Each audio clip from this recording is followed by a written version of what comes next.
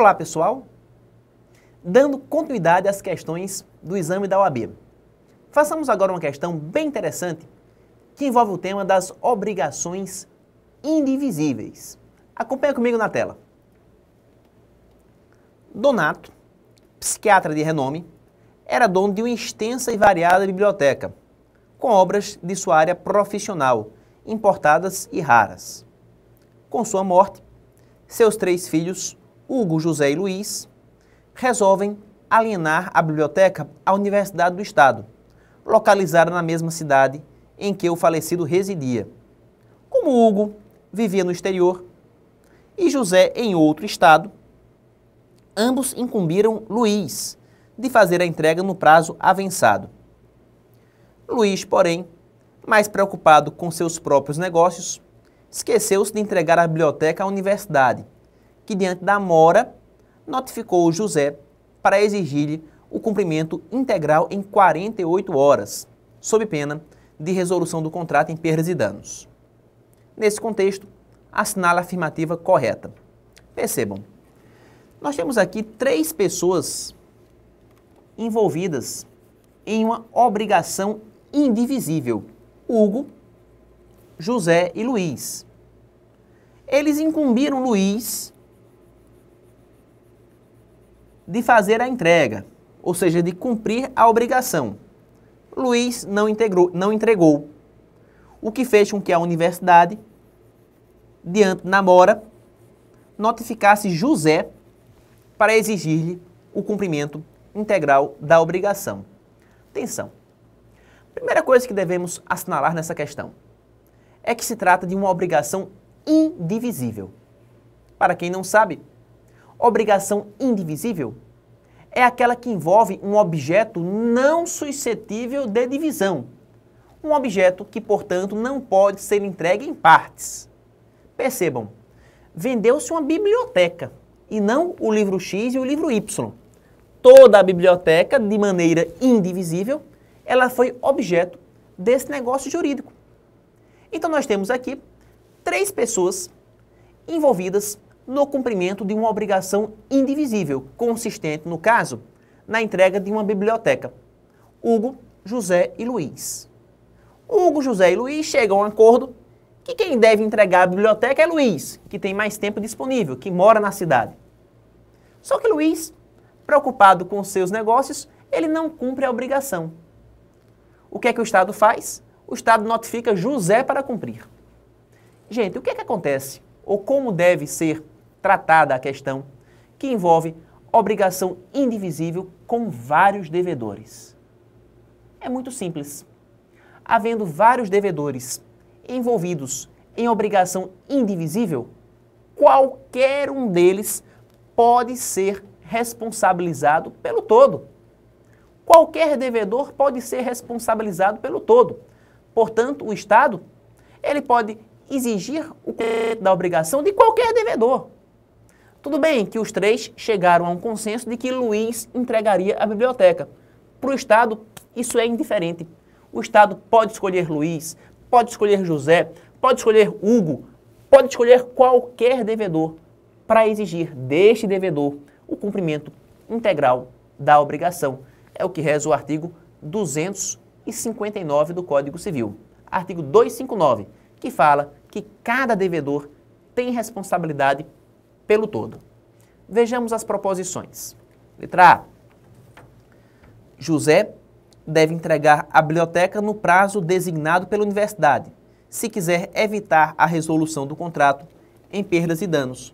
Resposta correta, né? Qualquer devedor, ele realmente pode ser notificado pela universidade para entregar a biblioteca, sob pena de responder por perdas e danos. Correta a proposição A. Vejamos a letra B. Não tendo sido ajustada a solidariedade, José não está obrigado a entregar todos os livros, respondendo apenas pela sua cota-parte. Meus amigos, a obrigação em análise é uma obrigação indivisível, cujo cumprimento pressupõe a entrega de tudo, a entrega do objeto em sua totalidade. Aqui não há que se falar em cotas partes. O objeto é indivisível. Colocada, por isto, a proposição B. Vejamos agora o que diz a letra C. Como Luiz foi incumbido da entrega, a universidade não poderia ter notificado José, mas deveria ter interpelado Luiz. Falsa proposição. Qualquer devedor pode ser chamado a responder pelo todo. Equivocada a proposição C. E por fim, vejamos a letra D. Tratando-se de 3 devedores, a universidade não poderia exigir de um só o pagamento. Logo, deveria ter notificado simultaneamente os 3 irmãos. Falsa proposição. Qualquer dos irmãos pode responder pelo todo.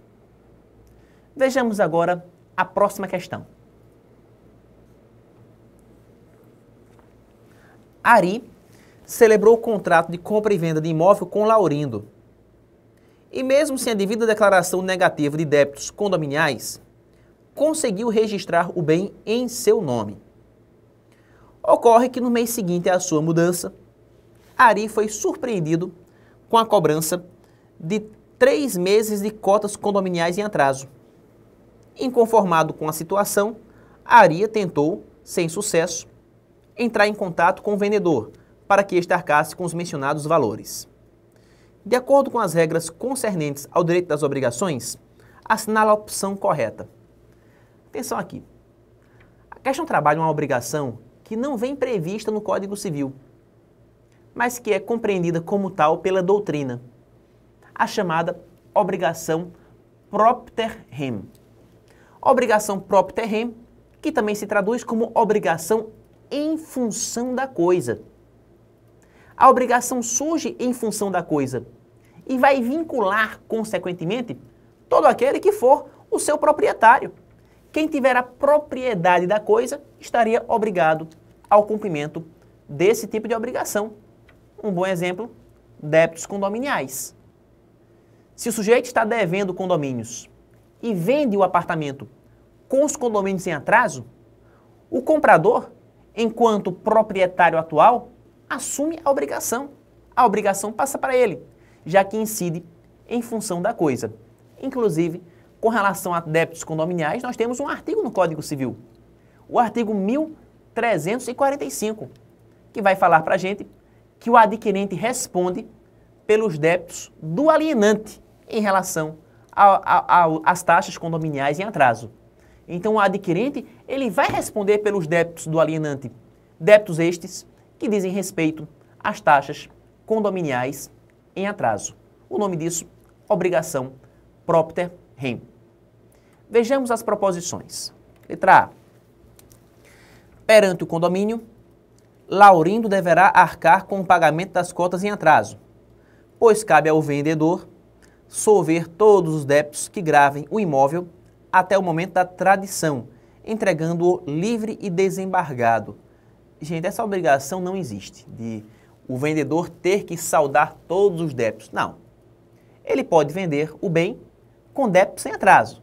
Só que a responsabilidade pelo pagamento desses débitos passa para o comprador, já que o comprador ingressa na propriedade do bem.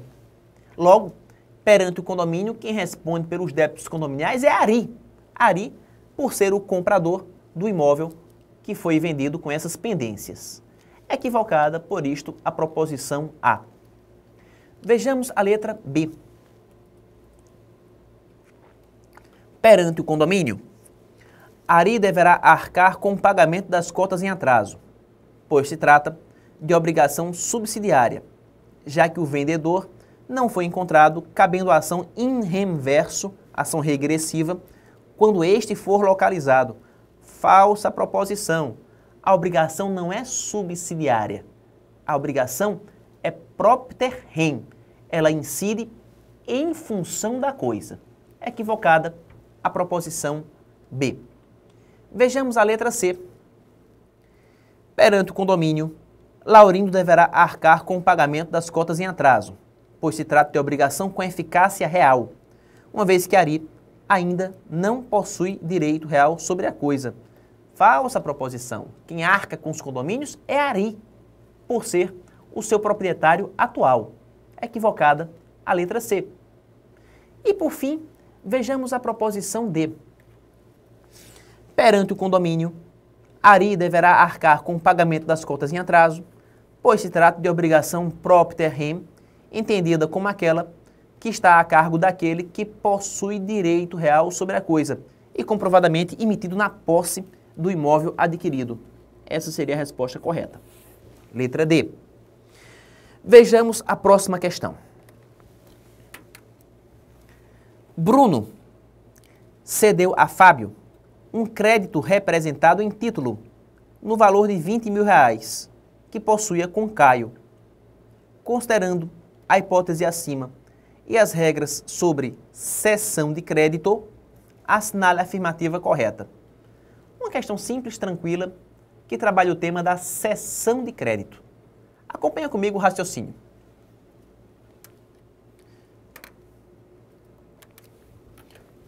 Toda cessão de crédito pressupõe um credor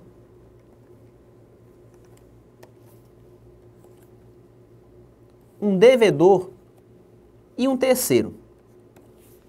Percebam, o correto é que o credor cobre do devedor o valor devido. Acontece que o credor, ao invés de fazer essa cobrança, ele resolve transferir o seu crédito para uma terceira pessoa. Ele cede o seu direito de cobrar para esse terceiro, que passa a se chamar de cessionário. Então, o terceiro é o cessionário.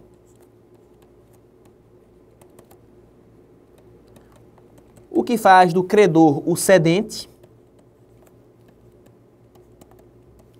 e do devedor o cedido. No exemplo, Bruno cede a Fábio um crédito que tinha contraído perante Caio. Então, Bruno é o cedente, Fábio é o cessionário e Caio, enquanto devedor, é o cedido. Perfeito. Então, com base nessas premissas, nós podemos conceituar cessão de crédito como a operação pela qual o credor de uma relação jurídica transfere a um terceiro cessionário o seu crédito dentro dessa relação. Então, teremos aqui uma verdadeira subrogação, uma verdadeira substituição de parte. O cedente sai do negócio e no seu lugar entra o cessionário. Vejamos as proposições. Letra A. Caio não poderá opor a Fábio a exceção de dívida prescrita, que no momento em que veio a ter conhecimento da cessão, tinha contra Bruno em virtude da preclusão. Já começou bombástica a questão, hein? Percebam. Vamos imaginar que esse crédito esteja prescrito.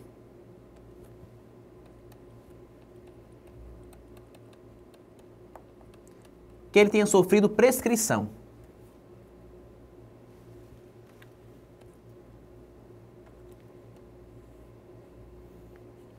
Perfeito.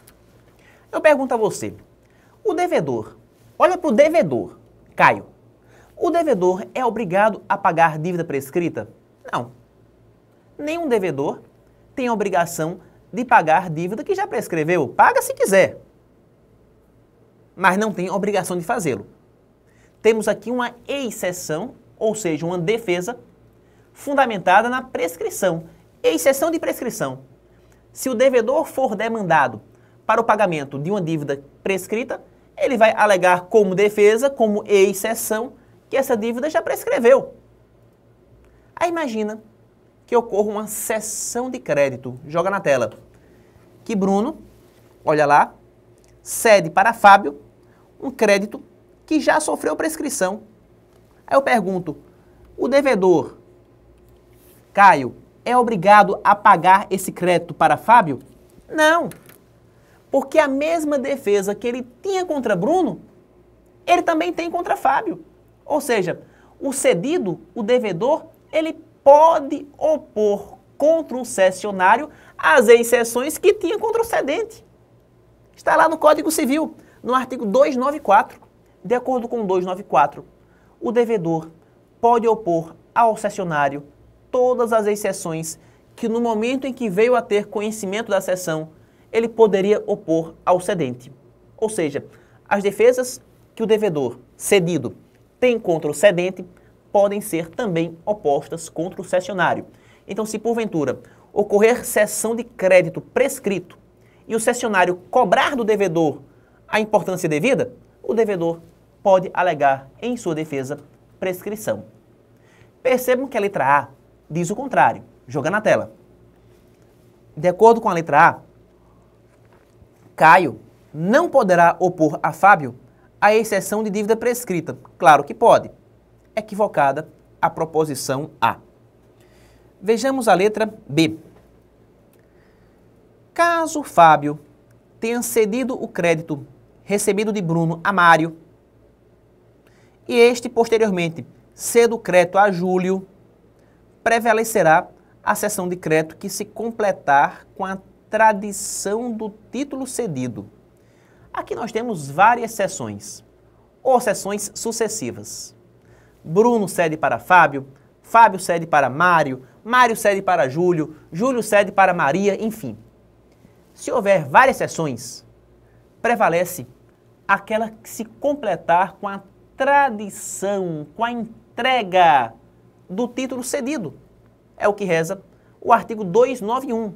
De acordo com o 291 do Código Civil, havendo várias cessões de um mesmo crédito, prevalecerá aquela que se completar com a tradição, com a entrega do título cedido. Por isto, correta a proposição B, é só marcar.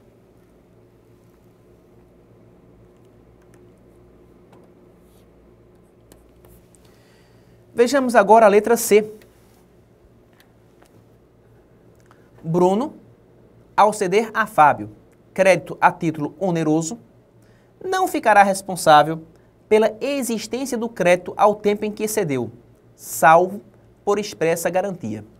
Gente, todo cedente, ao promover a cessão de crédito, ele responde pela existência do crédito. Traduzindo, ele garante que o crédito que está transferindo é um crédito existente, é um crédito real. Porque se porventura aquele crédito for falso, houve má-fé. E por ter havido má-fé, o cedente ele deve assumir responsabilidade. Por esse motivo, o nosso Código Civil, no artigo 295, ele manda que o cedente, na cessão a título oneroso, responda sempre pela existência do crédito cedido. O cedente, na cessão a título oneroso, sempre responderá pela existência do crédito cedido. Por isto, falsa a proposição C. E por último, vejamos a letra D. Conforme regra geral disposta no Código Civil, Bruno será obrigado a pagar a Fábio o valor correspondente ao crédito, caso Caio torne-se insolvente. Olha para cá. Esquece o que eu falei sobre prescrição. Vamos imaginar que o devedor, o cedido, ele seja insolvente. Ser insolvente significa ele não tem dinheiro para pagar. O cedente, que é o Bruno, transfere para o cessionário, que é o Fábio, um crédito que, embora real, embora existente, vai esbarrar no problema da insolvência. Quando o Fábio for cobrar o valor de Caio, vai perceber que Caio não tem condições financeiras para pagar. A pergunta é, diante da insolvência de Caio, Bruno, que é o cedente, vai ter algum tipo de responsabilidade? Não. De acordo com o artigo 296 do Código Civil, 296, o cedente, ele não responde pela solvência do devedor, salvo estipulação contrária. Então, a menos que haja estipulação contrária, o cedente não tem qualquer responsabilidade pela solvência do devedor. Então, o fato de o devedor ser solvente ou insolvente é um risco que deve ser assumido pelo cessionário. O cessionário é que vai assumir esse risco. Se o devedor tem ou não tem condições financeiras para pagar. O cedente, o cara que transferiu o crédito, não terá qualquer responsabilidade por este problema, salvo estipulação em contrário. Por isso, equivocada a proposição D. Passemos à próxima questão. Utilizando-se das regras afetas ao direito das obrigações, assinalar a alternativa correta. Letra A.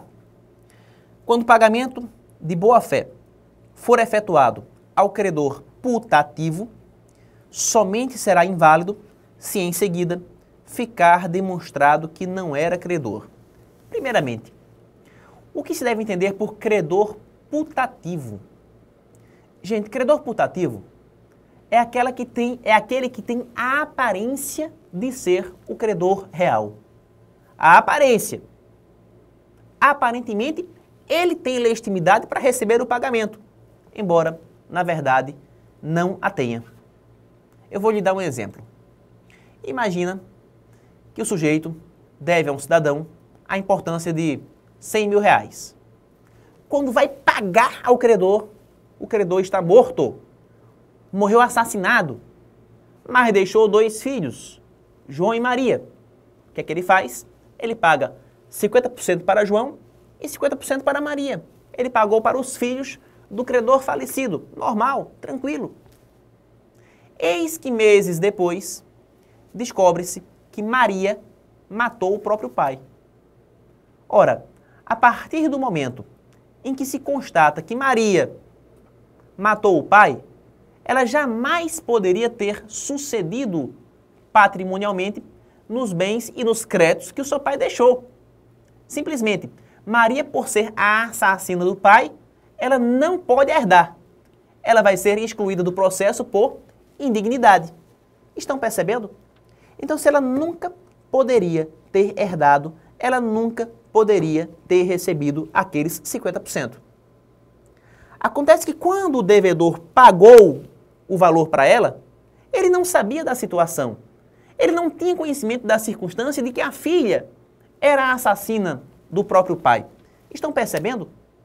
O devedor pagou de boa fé. Pagou de boa fé a Maria por presumir que Maria era herdeira. Só que Maria, por ser a assassina, é excluída do procedimento de inventário por indignidade. E, consequentemente, ela não herda nada. Logo, ela jamais poderia ter recebido a sua parte. Mas como o devedor pagou de boa fé, pagou ignorando aquela circunstância, esse pagamento se considera válido.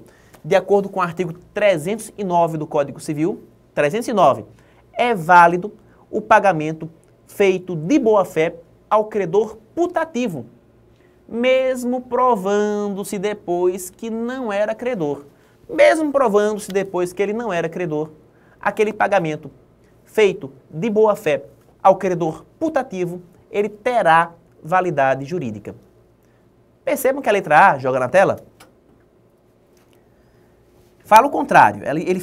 Ela fala que o pagamento somente será inválido se em seguida ficar demonstrado que não era credor.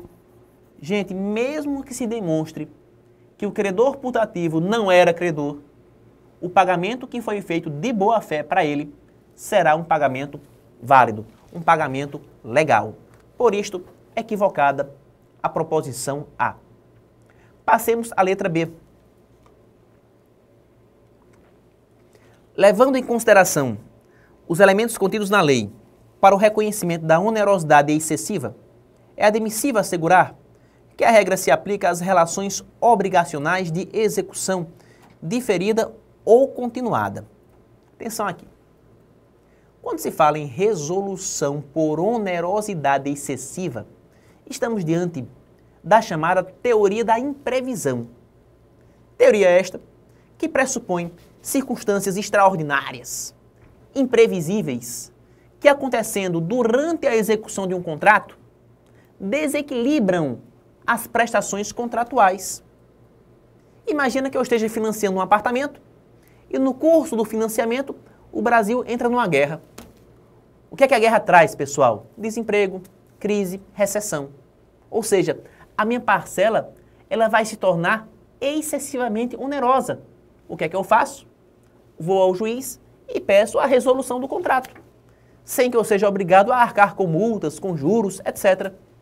A ideia é que a teoria da imprevisão, por pressupor circunstâncias extraordinárias e imprevisíveis, ela vai possibilitar ao devedor prejudicado pleitear judicialmente a resolução do contrato. Temos aí a resolução por onerosidade excessiva, que vem prevista no artigo 478 do Código Civil. De acordo com o 478, está lá, nos contratos de execução continuada ou diferida, contratos a prazo, se a prestação de uma das partes se tornar excessivamente onerosa, com extrema vantagem para outra, em virtude de acontecimentos extraordinários e imprevisíveis, o devedor poderá pedir a resolução do contrato, resolução por onerosidade excessiva. Lembrando sempre que essa possibilidade somente é aceita nos contratos a prazo, nos contratos de execução continuada ou diferida. Então, quem compra à vista não tem esse problema. Correta a proposição B, é só marcar.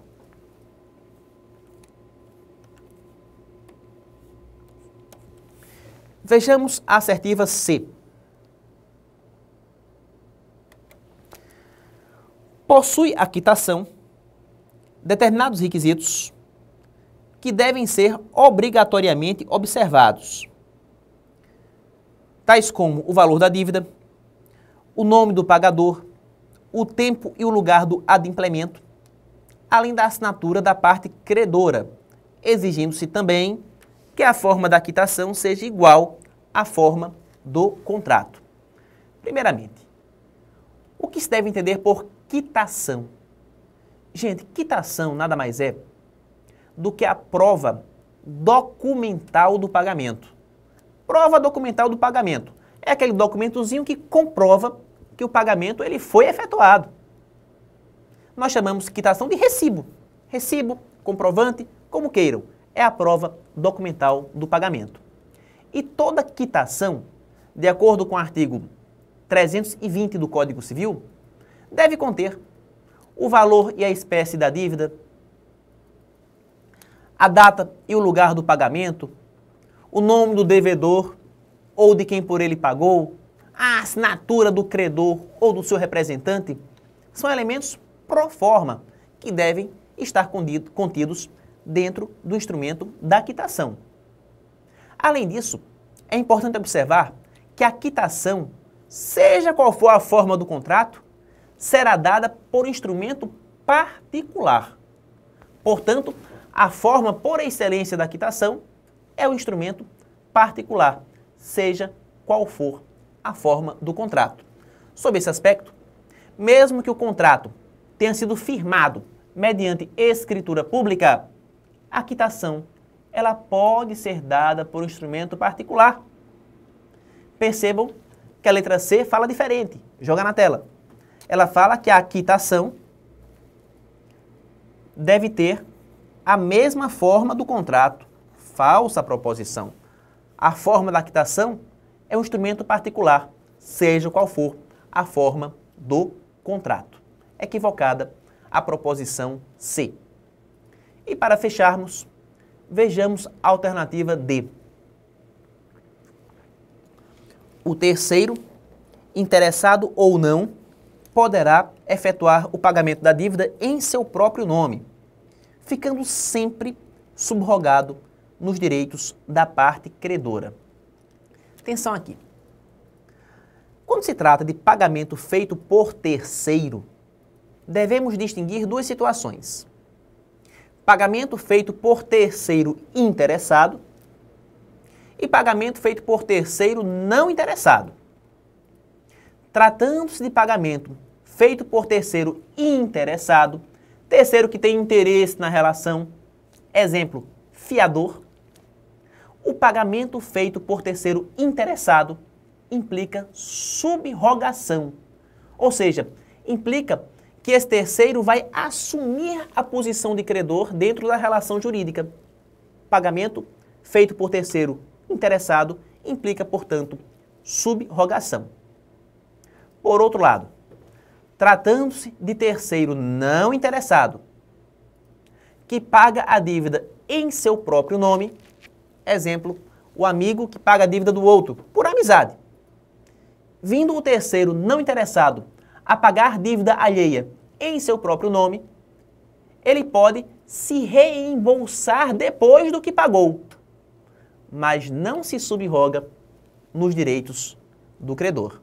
Terceiro não interessado, ele não se subroga nos direitos do credor. Ele apenas pode buscar reembolso daquilo que pagou. É o que diz o artigo 305 do Código Civil. Portanto, subrogação é um privilégio do terceiro interessado. Tratando-se de terceiro não interessado, ele pode apenas pleitear reembolso, mas sem subrogação. Por isto, equivocada a proposição D.